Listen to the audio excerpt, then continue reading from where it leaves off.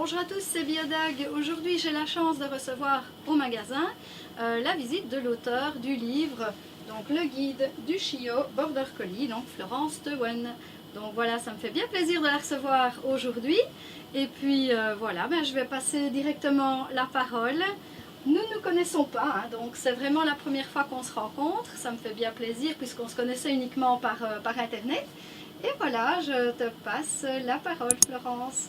Merci Béatrice, merci de m'accueillir ici aujourd'hui, merci du bon accueil que tu fais à ce guide du chiot.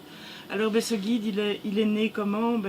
Tout d'abord j'ai un parcours canin d'à peu près une trentaine d'années, ponctué de stages, de formations, etc.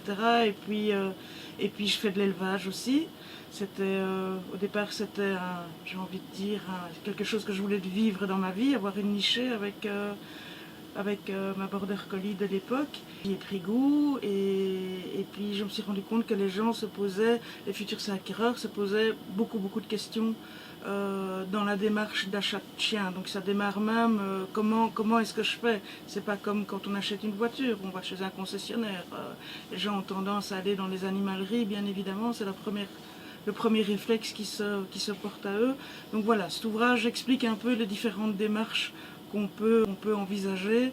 Évidemment, je mets en avant, parce que j'y crois, les chiens pédigrés, la Saint-Hubert, ça a le mérite d'être belge quand même aussi. Donc pourquoi je vais directement intervenir? Pourquoi parler la Saint-Hubert, les pédigrés? Il y a des gens qui disent « Oh, mais moi j'ai pas besoin du pédigré, pourquoi faire Tout à fait. Tout à fait, c'est quelque chose que j'entends très souvent. J'ai pas besoin du pédigré, mais si, le pédigré il donne quand même des lignes très importantes au niveau de la généalogie des chiens. On sait pointer des traits de caractère en fonction de certaines lignées et surtout certaines maladies inhérentes à la race ou aux races, puisqu'il y a des maladies héréditaires dans toutes les races de chiens. Comment savoir, par exemple, moi je vis en appartement par exemple et je voudrais bien un chien actif, je suis sportive et tout ça. Est-ce qu'un Border Collie peut me convenir ou pas du tout parce que je vis en appartement, ou s'il sort assez c'est bon? Comment est-ce qu'on peut juger ça? Alors, je pense qu'il faut juger en fonction de la personne. C'est clair qu'il y a des gens qui vivent en appartement parce que c'est simplement, entre guillemets, un dortoir. Après, si cette personne, je ne sais pas moi, serait indépendante sur les routes tout le temps, peut prendre le chien avec lui tout le temps et ponctuer peut-être sa journée de balade et d'exercice avec son border, là, je dis oui. Mais genre, je travaille 8 heures et je m'occupe du chien une demi-heure avant... non. Là, à mes yeux, c'est non. Et pourquoi? Par rapport à la race, qu'est-ce qui fait que... le border, c'est un chien de travail, c'est pas du tout un chien de compagnie. Il y a par exemple des gens qui me disent j'ai X heures de terrain, beaucoup en l'occurrence, et le chien sera très heureux. Ben non, je préfère entendre quelqu'un qui me dit je suis en appartement où j'ai une petite cour, mais je vais passer un temps incroyable avec mon chien. Le Border Collie, c'est vraiment un collègue de vie. Voilà, c'est ce que je dis aux gens, c'est un collègue de vie. C'est vraiment pour ça que je suis heureuse de recevoir Florence aujourd'hui, parce qu'elle est vraiment du même avis que moi. En club canin, quand je donne cours, pareil, les gens qui vont me dire tout simplement « Oh, moi j'ai un grand terrain, donc j'ai pas besoin d'aller promener, il a tout ce qu'il faut, il a l'espace ». Eh bien non, parce que c'est tout le temps les mêmes odeurs, il n'y a rien de plus lassant pour un chien que de renifler tout le temps la même chose, il n'y a pas de sollicitation, donc il n'y a pas d'autres chiens, il n'y a rien de spécial qui se passe.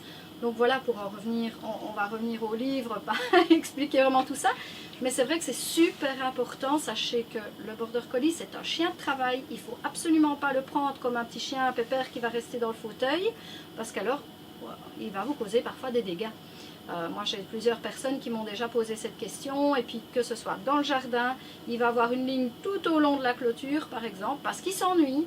Donc un chien de troupeau, et puis est-ce qu'on peut développer ça aussi, le travail au troupeau pour le border? Oui, on peut le développer. Alors d'ailleurs ça aussi j'en parle dans le livre. Est-ce qu'un troupeau de moutons est indispensable lorsqu'on fait l'acquisition d'un Border Collie? Ben non, on habite en Belgique quand même, il faut être réaliste. On n'a pas des hectares et des hectares de terrain, même si Béatrice comme moi on a la chance d'être un peu en dehors de zones urbaines.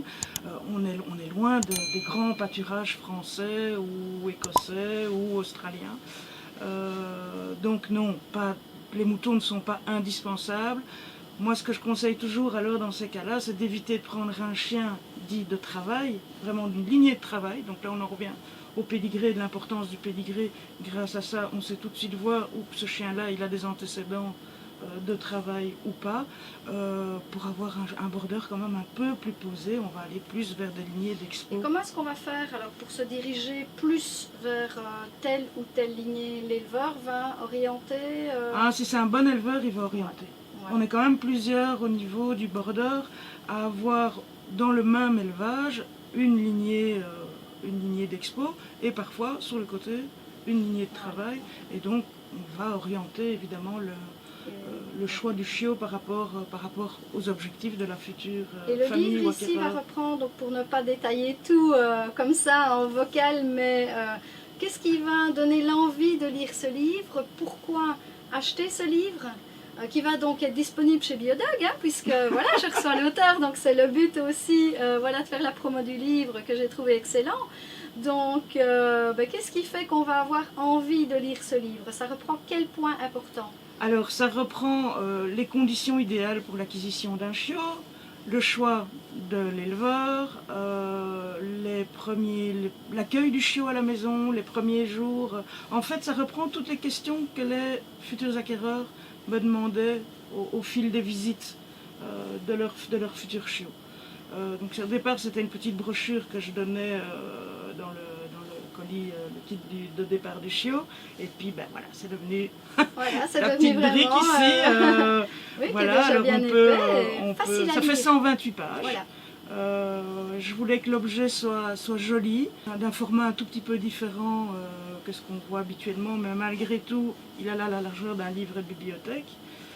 Il y a beaucoup d'illustrations parce que voilà, les borders, il y en a de toutes les couleurs, de tous les types, et je trouvais ça important aussi que ce soit bien illustré.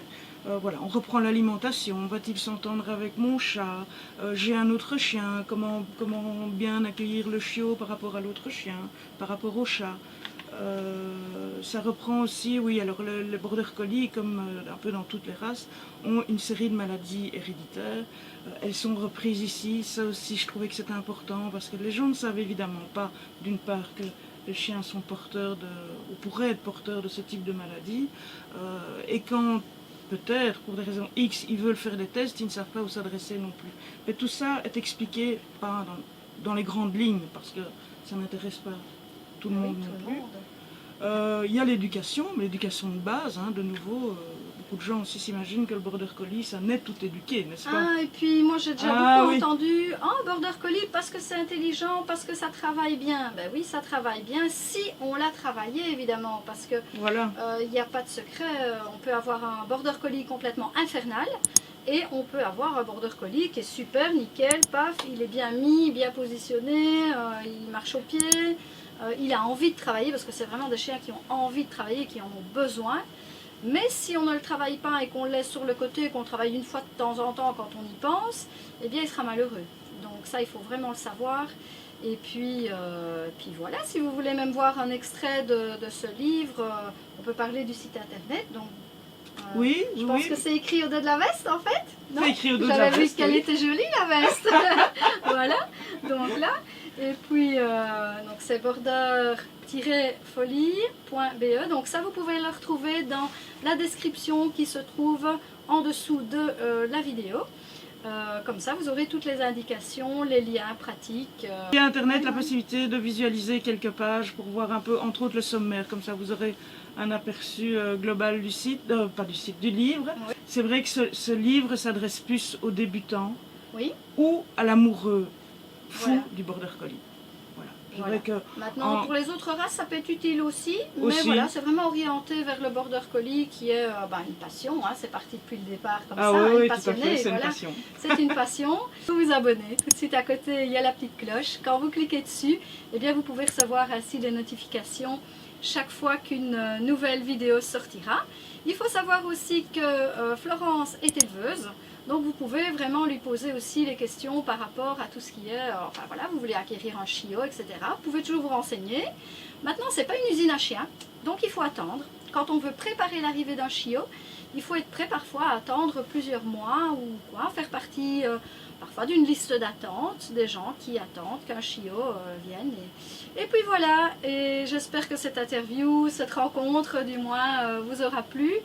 Et n'hésitez pas à aller voir les autres vidéos qui reprennent aussi pas mal de choses pour l'occupation du chien, l'éducation et tout ce qui suit. Vous pouvez donc retrouver tout ça dans la description, les différents liens. Et vous aurez de quoi lire et de quoi écouter. Voilà, je vous remercie et à bientôt. Au revoir à tous.